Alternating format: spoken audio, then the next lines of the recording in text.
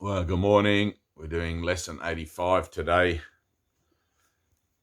which is a review of lessons 69 and 70. My grievances hide the light of the world in me, and 70, my salvation comes from me. Now, remember doing one in the morning and one in the afternoon. Okay. My grievances hide the light of the world in me.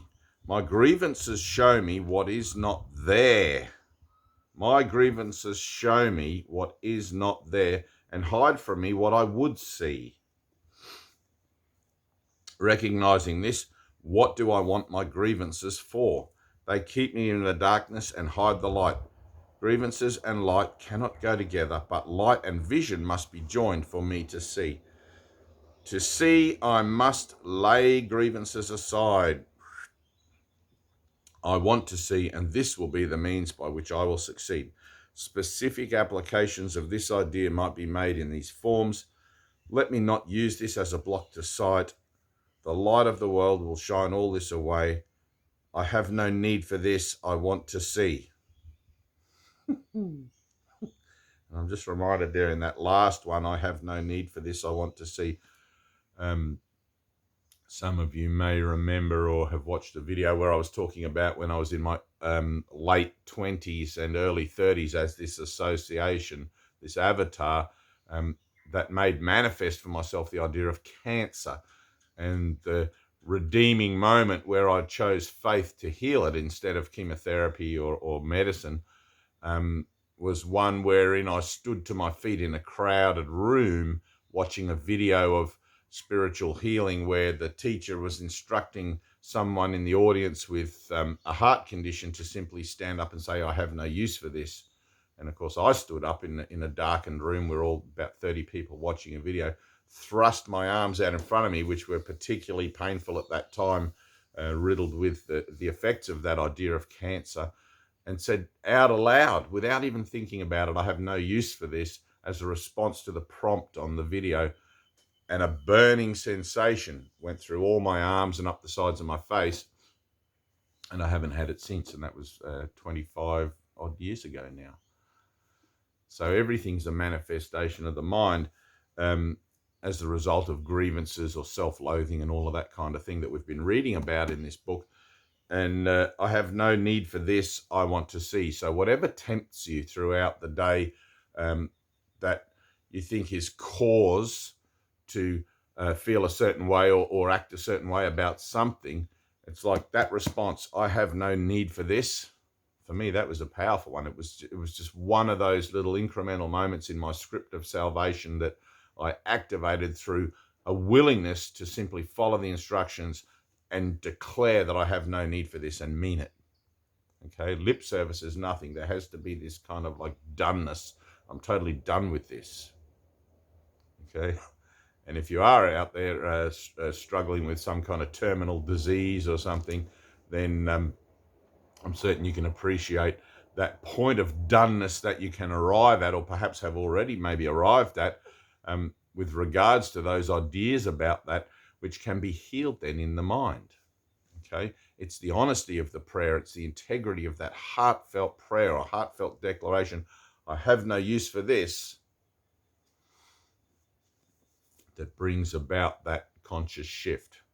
Okay, remembering that at some point I chose for the script of the denial of my reality and everything that includes, whether that's fighting in a bull ring, in a coliseum rather, or whether it seems to be something more domestic. Okay, and I have that story where you never know what's going to happen here in time and space. Everything's completely random and changing all the time. And one day it's business as usual. The next day it's a pandemic or an asteroid or a volcano. It can be anything, right? Much like gladiators who train to fight in the Colosseum and become the chief gladiator so they can earn their freedom from slavehood. And they're all looking forward to it because they've finally got a chance. And then the next thing you know, they go out for their first fight and 2 lions are released and they're mauled to death, So you just never know what life is like that on the earth, which is why don't diddle-daddle around, or don't, is that the word? Don't dory around. get into these lessons, apply them, and learn how to see with true sight, so that you can begin to convert the particulars of your own individual association as it shows up in your day-to-day life, so that peace is the result and happiness is the result, rather than an ongoing perpetuation of a necessity to learn a lesson that is already inherent in the situation, but that you fail to see and fail to comprehend, because your mind is so distracted by everything else that seems to be going on that you're telling yourself about it. Does that make sense? It's like I have one function. That's it. Regardless of what situation I find myself in or what seems to be going on, I have one function: forgive. All right. So, and then lesson 70 for the afternoon. My salvation comes from me. Where else is it going to come from? If the kingdom of heaven is within me, where else is my salvation going to come from?